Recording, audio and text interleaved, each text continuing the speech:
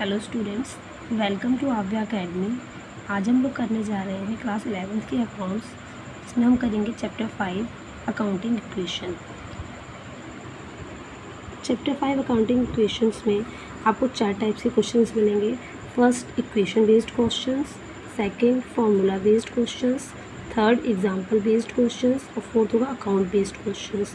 तो आज हम जो टॉपिक करेंगे इक्वेशन बेस्ड क्वेश्चंस का। तो आइए स्टार्ट करते हैं।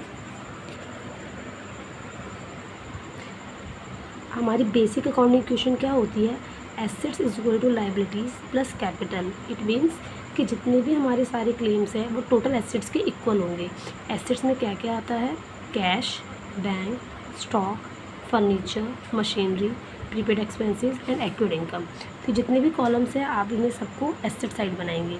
लायबिलिटीज़ में आता है creditors, outstanding expenses and income received in advance.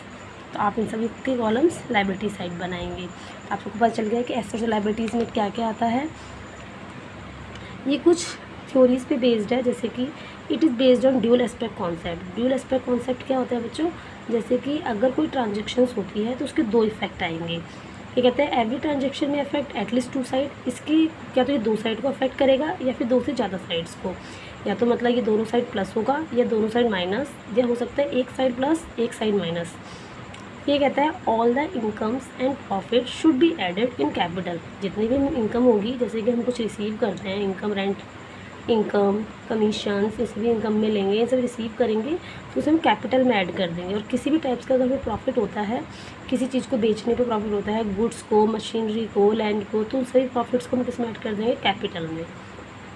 फिर कहता है all the expenses and losses should be deducted from capital. जितने भी एक्सपेंसेस होते हैं, आप रेंट पे कर रहे हो, आप सैलरी पे कर रहे हो, वेजेस पे कर रहे हो, जितने भी हम सब पे करेंगे उसको हम कैपिटल में से डिडक्ट कर देंगे। जितने भी हमें लॉस होंगे उन्हें भी हम कैपिटल में से डिडक्ट करेंगे। बट एक्सपेंसेस और इनकम के केस में ध्यान रखेंगे कि ये जो करंट ईयर की ट्रांजेक्शन्स होंगी सिर्फ हम उन्हें ही कैपिटल में से एडजस्ट करेंगे। फॉर एग्जाम्पल हम कुछ प्रीपेड किया है तो हम उसे ट्रांजेक्शन्स को कैपिटल में से एडजस्ट नहीं करेंगे।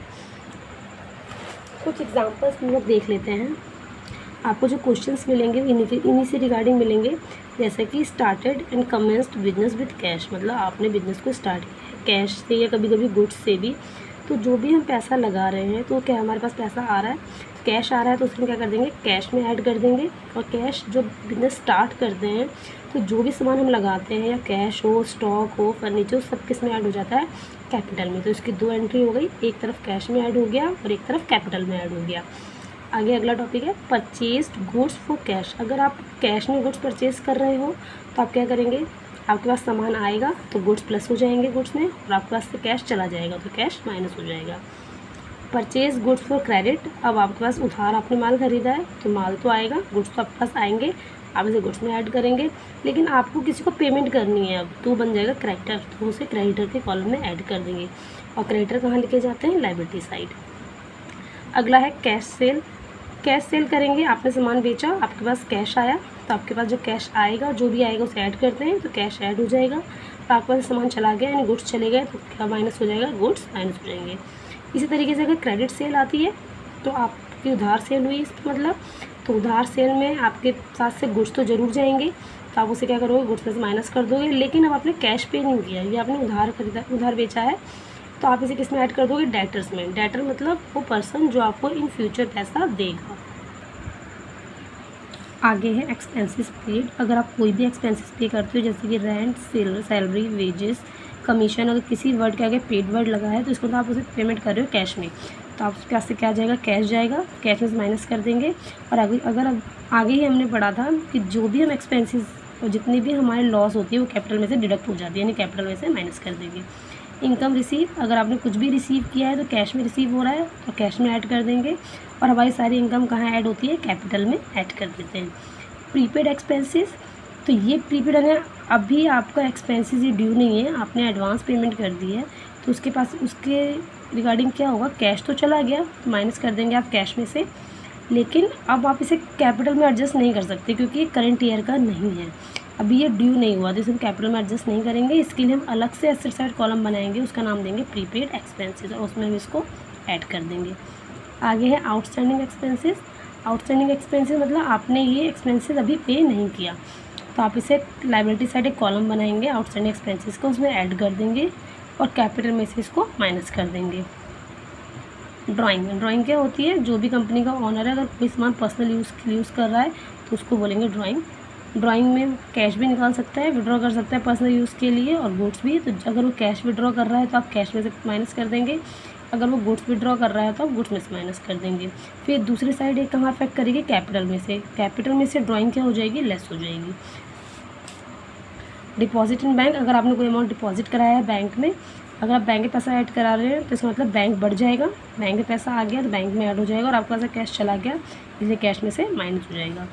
विड्रॉ फ्रॉम बैंक में से आप पैसा निकाल रहे हो तो उससे क्या होगा, आपके पास कैश आएगा, कैश में ऐड कर देंगे और बैंक अमाउंट कम हो जाएगा तो आप बैंक में से माइनस कर देंगे।